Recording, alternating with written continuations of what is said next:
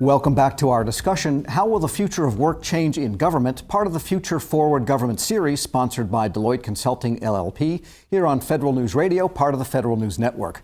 My guests today are Lucy Melvin, Senior Manager for the Human Capital Practice at Deloitte Consulting LLP, Cynthia Bullock is Human Resources Director and Division Administrator at the Virginia Department of Transportation, and Dia Taylor is Chief Human Capital Officer and Deputy Ethics Counselor at the Centers for Disease Control and Prevention. And earlier we talked about all of these technological changes coming into the workforce and it's changing the nature of work. How is it affecting the workforce? And how can a large organization respond to these changes in the workforce, again, to make the mission work better and to make it a great place for people to work? Cindy, why don't we start with you? Again, our mission has been from the very get-go, our message has been it's about preparing the workforce that we have. So as we embark on this journey and realize that we need new skill sets and new talents, we're retooling, reskilling, retraining the folks that we have. Now we know that there's going to be new skill sets that we need. There's going to be knowledge sharing, building different skills, but we're going to start with the people that we have. It's very much about the people that we have on board. It's not about doing less work, just changing the way that we do the work. Dia? Sure. So another aspect of that, I would say, in addition to what Cindy mentioned, we're also making sure that we ensure that our supervisors, our leadership have the right set of skills to manage this new workforce.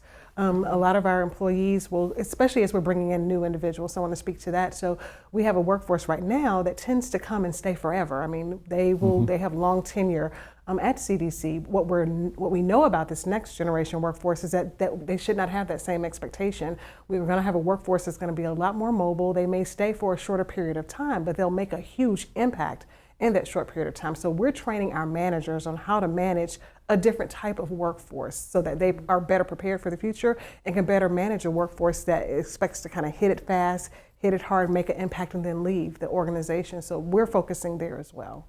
Yeah, and Lucy, that strikes me that the management that might be the one leading bringing in some of these new technologies and changing the workforce, that doesn't absolve them from being a part of the change in some sense.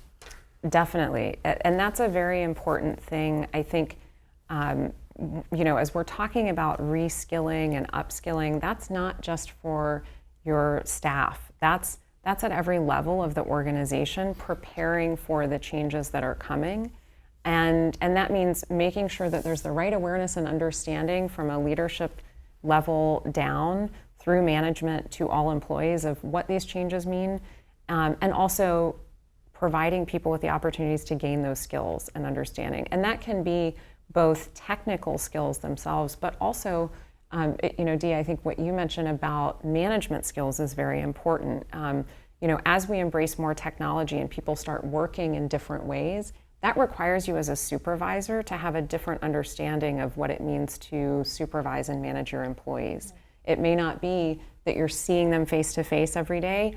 In the same way, if you have a more mobile workforce, it may be that you have to learn how to use different communication tools and technologies to connect with people on your team, to supervise their work, to give them feedback, and also to think differently about what they're looking for in their job and what their expectations are in terms of the feedback and development that they're receiving.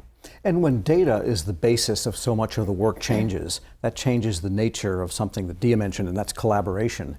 So tell us a little bit more how interaction among groups, work groups or within divisions, and that whole collaboration and knowledge transfer can be enhanced in this new kind of era. Dia? So we're looking at our workforce in terms of networks as teams, which are really different than what we've done in the past. We, in some instances, have really siloed organizations. I work on this organism only, and I don't talk to other people who don't work on this organism. But there's a great value and a commonality that can happen across data that makes it much more powerful when networks come together to solve problems. And so we're really promoting that more. We're actually even changing some of our work climate, the way our work space looks, to ensure that people can do this work more collaboratively in networks as teams. So the data could say, well, you work on this bacteria, I work on that one, but little did we know those two bacteria get together and cause some problems, so maybe we should get together. Absolutely, absolutely. So we're helping people see that now, and data provides that lens that we haven't always had in the past. Sure. And Cindy, what about in the transportation realm? Well, part of the way that we're sharing information, and whether it be just data or organizational knowledge, is we're developing two-way mentorship programs that is helping people to collaborate.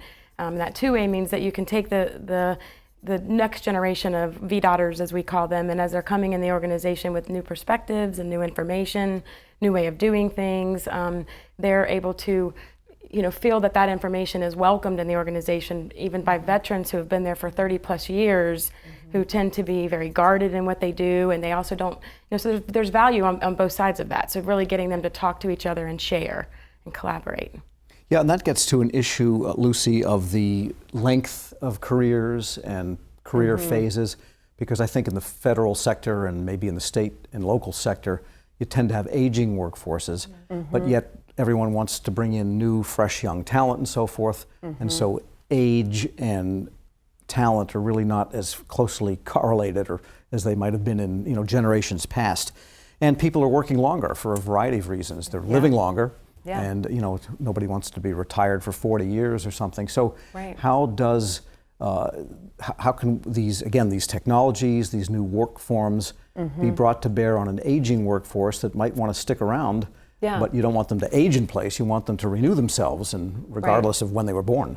Well, and that is one of the big macro trends that we've seen when we look at how the future of work is changing, is that careers are longer, lifespans are longer. We're all thankfully healthier, and we're seeing that play out. And that means that the notion that you have one career is the way of the past. Most of us are going to have multiple careers and sort of reinvent ourselves over time in our work. And so the question is what that means for organizations and how we're attracting and developing and rewarding talent, and recognizing that changes that career model. What it also introduces, I think, is exciting opportunities for thinking differently about what employment looks like, or how, as an organization, you access talent. So someone who's toward the end of their career may not be ready to bow out completely, but might be interested in a more flexible or different kind of work arrangement where they have the opportunity to share their knowledge, their talents, but on different terms than maybe a full-time role as we've historically defined work. And so those are the horizons, I think, that organizations are still exploring and trying to understand what would that look like, and what does that mean for our workforce policies and for how we're managing the workforce. Sure, and Dia, the other flip side of that is retention, because people may want to stay forever, but then every agency has retention issues. And can these new ways and new technologies help in that vein?